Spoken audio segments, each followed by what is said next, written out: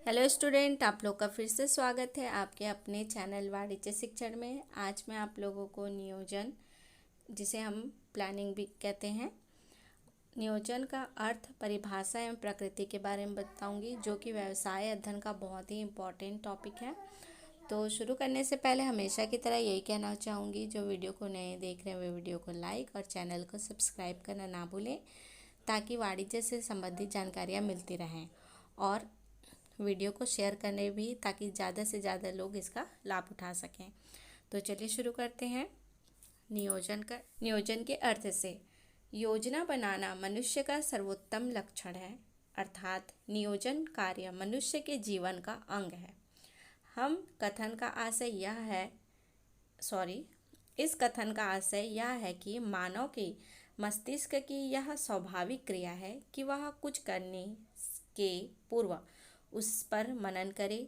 इस प्रकार व्यवसाय की विभिन्न क्रियाएं जो भविष्य में करना है, उसे कैसे व कहाँ करना है, इसकी योजना पूर्व से बना लेना ही नियोजन कहलाता है। नियोजन को इंग्लिश में प्लानिंग कहते हैं। तो हम लोग किसी भी कार्य को करने से पहले हम क्या करते हैं, उसका हम पहले से नियोजन करते हैं, प्लानिंग करते हैं कि कहाँ क्या करना है, क्या कैसे करना है, किस प्रकार से करना है। तो इन सब का हम लोगों को पहले से ही सोच विचार कर लेना ही आपका नियोजन कहलाता है। तो व्यवसाय में भी शुरू करने से पहले बहुत ही अच्छे प्रकार से इसके विभिन्न क्रियाओं के बारे में जान लेना है और उसी के आधार पर उस कार्य को करना है, ताकि उस कार्य को हम अच्छे से सफल कर सकें। अगर हम किसी भी कार्य को करने से पहले प्लानिंग कर लेते हैं, नियोजन कर लेते हैं, तो वह कार्य करने में हमें बहुत ही सरलता होती है, आसानी से हम वह कार्य कर सकते हैं। इसकी कुछ परिभाषा भी देख लेते हैं। एलन के अनुसार योजना भविष्य को पकड़ने के लिए रखा गया पिंजड़ा है। इसमें कहा, एलन के अनुसार है कि योजना अगर हम बना लेते हैं किसी भी कार्य के लिए, तो वो क्या है, एक भविष्य के लिए अच्छी पकड़ है, ताकि हम उसी के आधार पर वह कार्य संपन्न कर सकें। बिली ई गॉज के अनुसार नियोजन मूलतः एक चयन क्रिया है और नियोजन की समस्या उसे समय उत्पन्न होती नियोजन की समस्या उसे समय उत्पन्न होती है, जबकि वैकल्पिक कार्य विधियों की जानकारी हुई हो। इसमें कहा जा रहा है नियोजन एक चयन क्रिया है, मतलब किस आधार पे किस प्रकार से करें, प्लानिंग करेंगे तो उसको हम पहले से ही चयन कर लेते हैं। और यह समस्या कब उत्पन्न होती है, जब वैकल्पिक कार्य विधियाँ होती हैं, बहुत से विकल्प होते हैं हमारे पास, तब यह समस्या उत्पन्न करती है। लेकिन अगर हम नियोजन कर लेते हैं, प्लानिंग कर लेते हैं, तो इस समस्या का हमें सामना नहीं करना पड़ता है। तो ये थी उसके अर्थ और परिभाषा। आइए इसकी प्रकृति के बारे में जानते हैं। नियोजन की प्रकृति को आइए देखते हैं। सबसे पहले है, नियोजन एक सतत प्रक्रिया है। दूसरा, उद्देश्य पूर्ति में सहायक। तीसरा, नियोजन प्रबंध का मुख्य एवं सर्वोपरि कार्य है। चौथा, नियोजन एक बौद्धिक क्रिया है। ये जो अभी 4 पॉइंट आप लोगों ने पढ़ा है, इससे तो स्पष्ट है कि प्लानिंग का इसमें किस प्रकार से प्रकृति को, उसके विस्तार को समझाया गया है। इसके और भी प्रकृति हैं, आइए देखते हैं। 5वां, नियोजन की सर्वव्यापकता। 6वां, योजनाओं की कार्यकुशलता। और 7वां है आपका नियोजन निर्णय नहीं है। अब हम इन 7 जो टॉपिक हैं उनको हम सविस्तार आइए जानते हैं, ताकि हम नियोजन की प्रकृति को और बहुत ही विस्तार से समझ सकें। तो चलिए शुरू करते हैं सविस्तार नियोजन की प्रकृति। सबसे पहले देखते हैं, नियोजन एक सतत प्रक्रिया है। नियोजन एक निरंतर तथा अनवरत चलने वाली प्रक्रिया है। एक योजना के बनते ही दूसरी योजना बननी प्रारंभ हो जाती है। यह एक ऐसी प्रक्रिया है जिसकी आवश्यकता व्यवसाय प्रारंभ करने से अंत तक रहती है। प्लानिंग जो है, नियोजन जो है, वो एक सतत प्रक्रिया है जो कंटिन्यू चलती रहती है, और यह किसी व्यवसाय के शुरू से अंत तक उसके चलती रहती है। और इसमें क्या होता है, एक नियोजन बनाने के बाद दूसरे प्लानिंग बनाने की शुरुआत हो जाती है, जिससे कि व्यवसाय आपका अच्छे से चलता रहे। अब हम देखते हैं अब व्यवसाय का ही नहीं है, किसी भी कार्य से संबंधित जो भी प्लानिंग आप कर रहे हैं या फिर और आगे एक को करने के बाद दूसरा करना चाहते हैं तो कंटिन्यू आप प्लानिंग करके उस कार्य को पूर्ण और अच्छे से कर सकते हैं। नियोजन का प्रकृति का दूसरा देखते हैं, उद्देश्य पूर्ति में सहायक। नियोजन को उद्देश्य या लक्ष्य पूर्ति का एक साधन माना गया है, क्योंकि किसी भी संगठन का कोई ना कोई उद्देश्य आवश्यक होता है और उसे प्राप्त करने के लिए योजना बनाना आवश्यक है।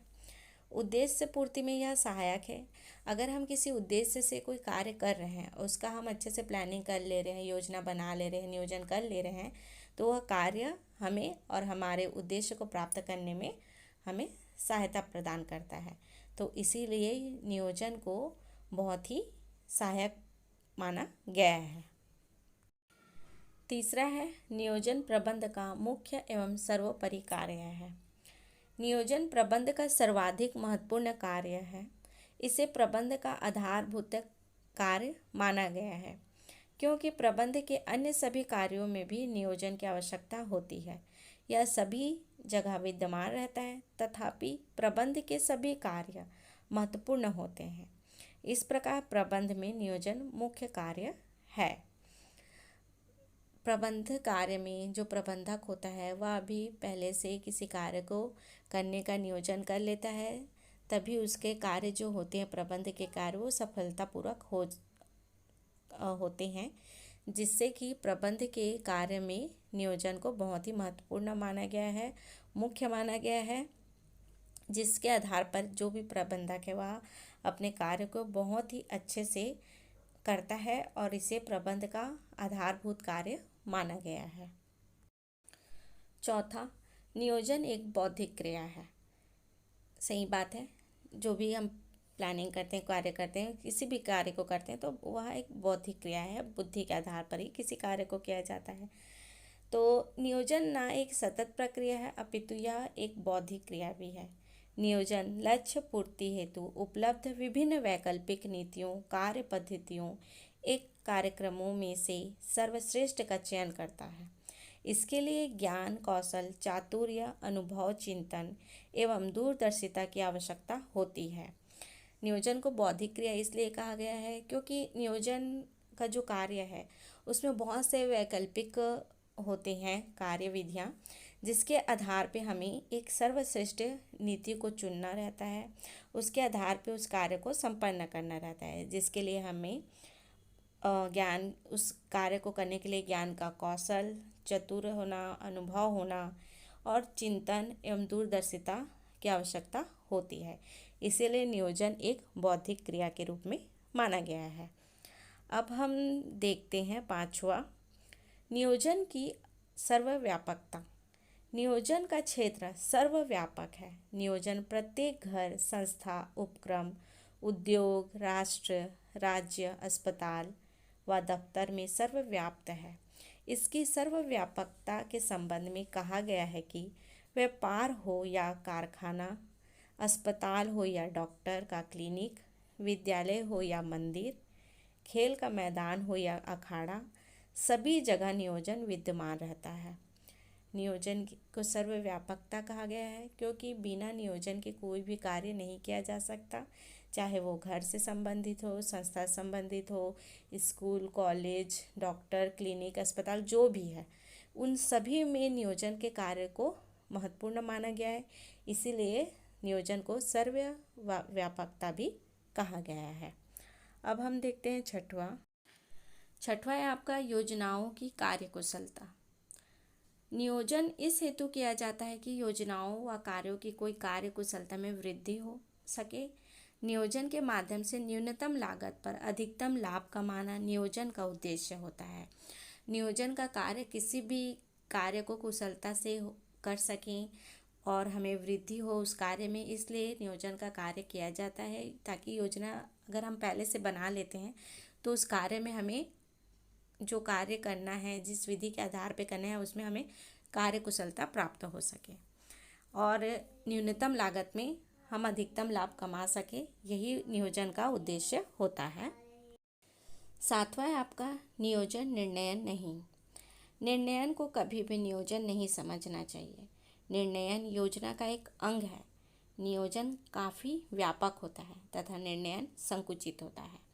निर्णयन को नियोजन नहीं समझना चाहिए क्योंकि नियोजन में शुरू से लेकर अंत तक हमें प्लानिंग करने के आधार पे चलना रहता है, और निर्णयन में क्या है, यह एक बहुत ही संकुचित है क्योंकि इसमें निर्णय लेना रहता है कि हमें यह कार्य करना है कि नहीं, ऐसा करके निर्णय लेना रहता है। तो नियोजन को हमें निर्णय नहीं समझना चाहिए। यह बहुत ही संकुचित छोटा होता है, और जो नियोजन है वह काफ़ी व्यापक होता है।